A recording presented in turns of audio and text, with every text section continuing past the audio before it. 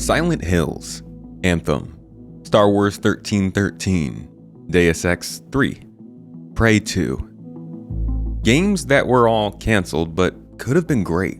Games that depended on big budgets from big companies that couldn't be bothered to take or continue the risk. Time and again, game companies take a great idea and smother it at the thought of possibly not making the most profit, proving to us over and over that money has become a huge problem in the gaming industry. But No Man's Sky has managed to take one of the worst releases in gaming history, plagued by oversold expectations and a gargantuan scope, and made a long-term success out of what any of these major publishers would have just pulled the plug on and written off. What is it about this game that keeps folks coming back? Why is it that without microtransactions, paid DLC, or any other type of monetization outside of new players buying the game, Hello Games has created one of the greatest success stories in the last decade of gaming? And why is this guy getting the last laugh? Let's look at how No Man's Sky has survived in an industry that eats so many and thrived. Thank you for coming to my Tomato Talk.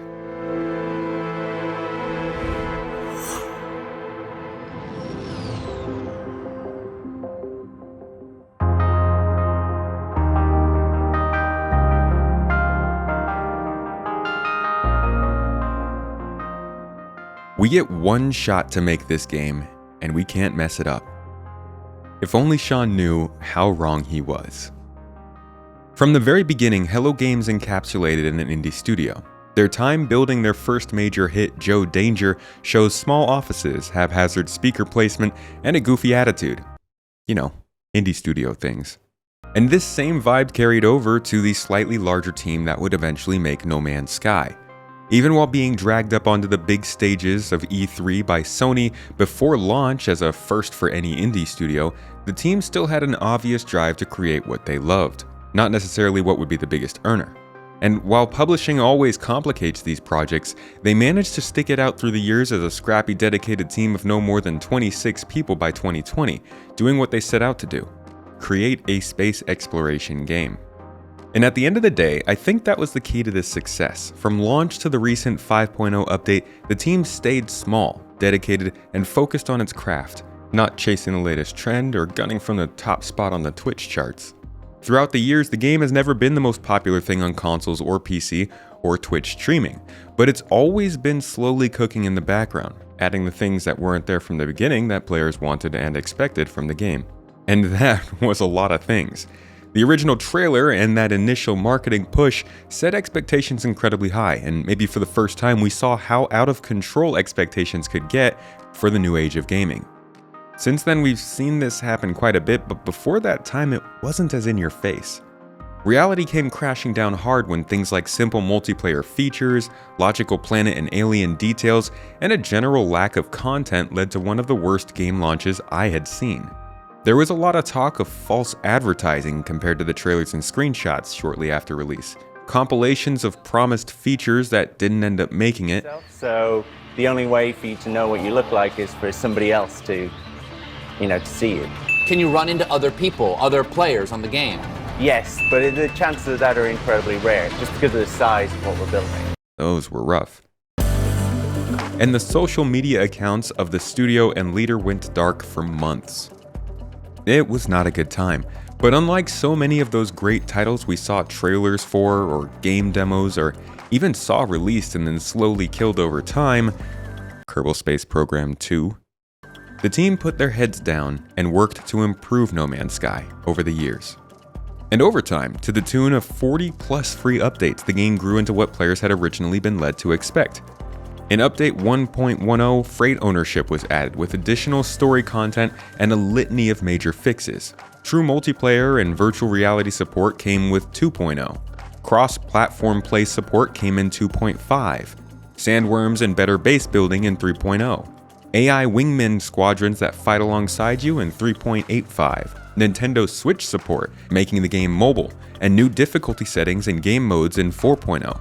And so many more updates in between all these, all the while improving inventories, crafting, base building, tutorials, interactability, multiplayer options, adding new missions and storylines, horror and piracy elements, and additional planetary effects.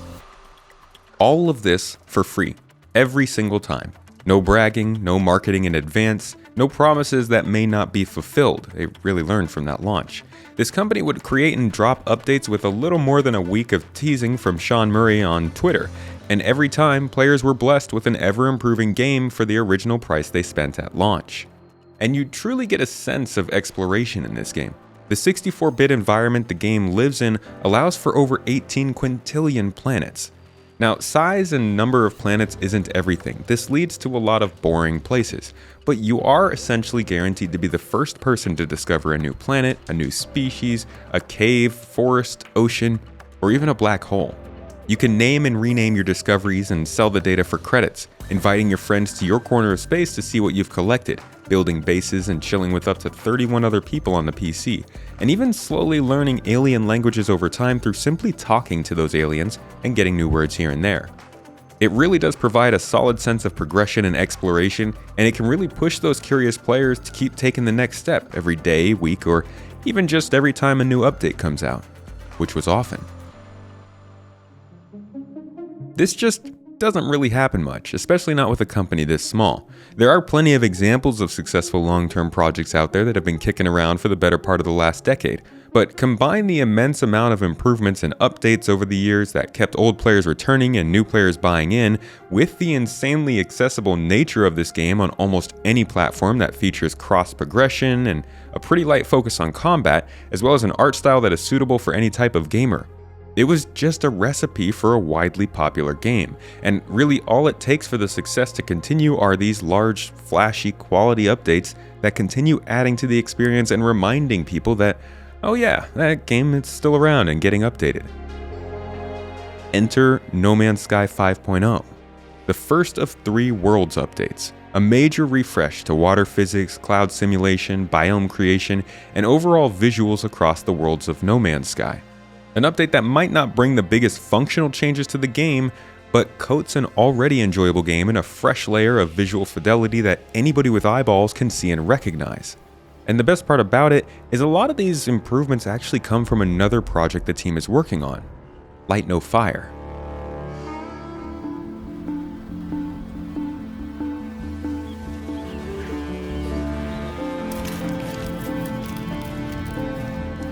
This is a full Earth-sized planet simulation based more in the fantasy genre, a game focused again on survival, exploration, and adventure in a multiplayer environment. And with the development of this other project, the small studio is able to double dip, bringing a lot of the work that aims to make that game great that they've spent the last 5 years working on back to their still flourishing 8-year-old No Man's Sky. This is just good development, in my opinion. Another winning decision from Hello Games, and another way to keep No Man's Sky up to date with others. But not everything is perfect, and many updates do have issues that need to be remedied. The inventory system is a pain point for many as it gets a bit out of hand quickly, and there are so many inventories to keep track of. There's also a stark lack of interactivity on planets outside of exploration. You won't find major planet-side hubs of activity, NPCs, and missions like in other games that help places to feel more alive and provide good incentives to return to old stomping grounds.